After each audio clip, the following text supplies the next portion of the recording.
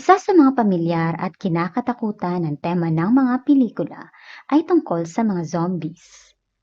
Kung napanood ninyo ang pelikulang ito, ay malamang pamilyar kayo sa eksenang ito. Ngunit, alam niyo ba na may pinagbasehan na katotohanan ang pelikula? Maaari nga bang maging zombie ang hayop na ito? At maaari nga bang maipasa sa mga tao ang taglay nitong sakit? Palawakin ang kaalaman, buksan ang kaisipan, tuklasin at pakinggan ang kwento sa likod nito.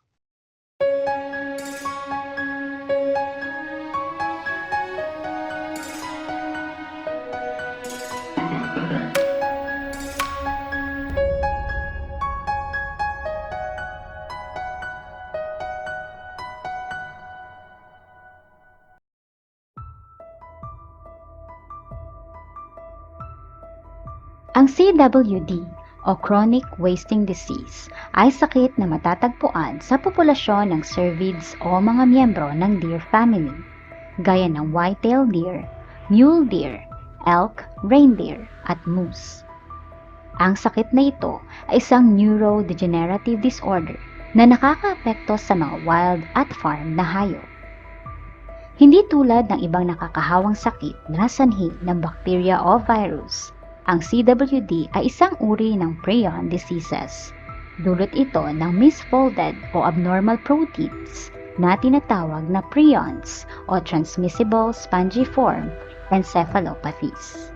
Ang normal na prion proteins ay ginagamit ng cells pagkatapos ay nade-degrade, tinatanggal o nire-recycle sa loob ng katawan.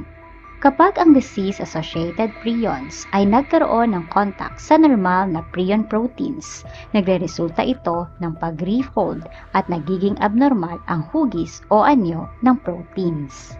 Ang mga disease-associated prions ay hindi madaling ma-breakdown at may posibilidad na maipon at makapinsala. Ang abnormal prions o TSEs ay nagdudulot ng small holes o maliliit na butas sa apektadong brain tissue na nagmumukhang sponge. Nakakapinsala ito sa utak at spinal cord at naapektuhan ang kakayahan at normal na proseso ng utak. Sa pagpinsala nito, maaobserbahan ang progresibong pagbabago sa pagkilos at itsura ng infected na hayop. Ang CWD ay mayroong incubation period na karaniwang nasa 18 o hanggang 24 na buwan. Lumalabas naman ang mga senyales o palatandaan ng sakit, bagamat ang mga infected ng CWD ay posibleng magmukhang healthy o normal ng ilang buwan o mga taon. Dahil dito, mahirap na ma-detect at mapansin kung ang hayop ay may sakit na CWD. Idagdag pa na ang mga ibang senyales ng sakit na ito ay maaaring maging senyales din ng ibang uri ng sakit at malnutrisyon. Ang simula sa pagbabago sa ugali at timbang ng infected na hayop ay mapapansin lamang ng mga caretaker o tagapangalaga na pamilyar sa inaalagaang hayop. Sa paglala ng sakit, mapapansin naman ang pagbabago ng ugali ng infected na hayop sa pakikitungo nito sa ibang hayop, gayon din sa tagapangalaga. Mapapansin din ang ilang mga senyales gaya ng head tremors, drooped ears, pagkatulala, mabilis na pagbaba ng timbang, pagtisod o pagkatumba, kawalan ng sigla, pagkawala ng kondisyon ng katawan, labis na paglalaway, labis na pagkauhaw o pag-ihi, at kawalan ng takot sa mga tao. Ang bilis ng paglala ng sakit ay depende sa uri at kakayahan ng hayop. Patuloy na lalala ang sakit at hahantong ito sa pagkamatay. Isa sa mga sanhi ng pagkamatay ay aspiration pneumonia.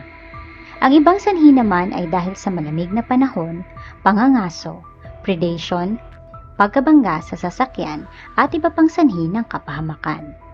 Kapag sinuri sa laboratorio ang utak ng infected na hayop, ay makikita ang mga sugat sa gray matter ng central nervous system nito. Ang gray matter ay nagsisilbing tagapagproseso ng impormasyon sa utak at nagbibigay daan upang kontrolin ang paggalaw, memorya at mga emosyon. Ngunit, Saan nga ba nagsimula ang CWD? Natuklasan ang sakit na CWD sa isang captive na usa sa Colorado Research Facility taong 1967 at sa wild deer naman noong 1981. Taong 1990s, nagkaroon na ng mga report ng CWD sa palibot na mga lugar ng Northern Colorado at Southern Wyoming. Taong 2000, ang lugar na may CWD infected free range na mga hayop ay lumaganap hanggang sa 32 states sa buong 4 na rehiyon ng continental US. Naobserbahan din ang pagkakaroon ng CWD sa ilang probinsya ng Canada, gayon din sa South Korea kung saan naiangkat ang iilan sa infected na elk na nanggaling sa Canada. Taong 2016 naman nang natuklasan ito sa wild reindeer sa Norway kung saan ito ang naging unang kaso sa Europe at unang kaso ng wild reindeer. Magmula nito ay naobserbahan din ang CWD sa mga red deer at moose. Taong 2018 at 2019 naman nang magkaroon din ng CWD infection ang moose sa Finland at Sweden. Paano naman naipapasa ang sakit na ito?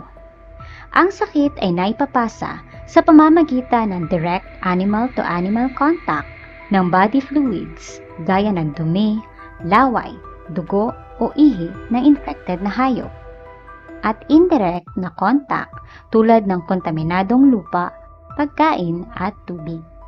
Naniniwala ang mga eksperto na ang CWD prions ay may kakayahang manatili sa environment at maaari pa ring makahawa kahit namatay na ang infected na hayop. Inaasahang kapag nagkaroon ng CWD sa isang lugar ay nananatili ang sakit sa mahabang panahon at lumalawak pa ang pagkalat nito. Dahil ang sakit ay walang lunas, ang tanging paraan upang maagapan at mapigilan ang paglaganap ng sakit ay ang pagpatay sa infected na hayop at pag-dispose ng maayos sa katawan nito. Bagamat ang CWD ay eksklusibong naobserbahan sa populasyon ng cervid, may mga eksperimental na pag-aaral naman na nagpapakita na maaaring mahawa ang squirrel monkeys at daga. Noong July 10, 2017 naman, pinakita ng mga scientists ang kanilang summary tungkol sa paghahawa ng macaques dahil sa pagkain ng karne ng CWD-infected na deer at elk.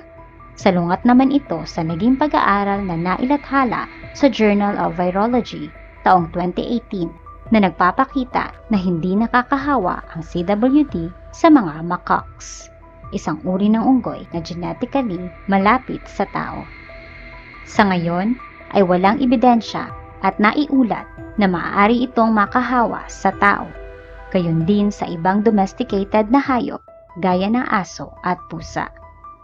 Upang maiwasan ito ay mahigpit na pinagbabawalan ang publiko na kainin ng karne ng infected o pinaghihinalaang infected na hayop dahil hindi nasisira o napapatay ng pagluluto ang CWD. Pinapayuhan din na huwag lapitan o hulihin ang mga cervid na hayop na may kakaibang kilos at may sakit dahil maaari pa din itong makahawa ng ibang uri ng sakit. Kinakailangan ding ipag-alam sa mga otoridad sakaling makapansin o magkaroon ng hinala na mayroong CWD infected na hayop. Sakaling na-expose ang sugat sa isang infected na hayop, nararapat na maghugas ng mabuti at magtungo sa lokal na health department. Para naman sa mga ngatay at may-ari ng farm, pinapayuhan na gumamit ng gloves, panatilihing malinis ang lugar at materyales na ginagamit sa pamamagitan ng pagpapakulo at paggamit ng chemical sanitizer, pag-check sa mga lugar na may naiulat na CWD infected na hayop, at pagpapatest sa laboratorio sa mga nahuli o pinaghihinalaang infected na hayop. At ito ay isa sa mga kwento ng science.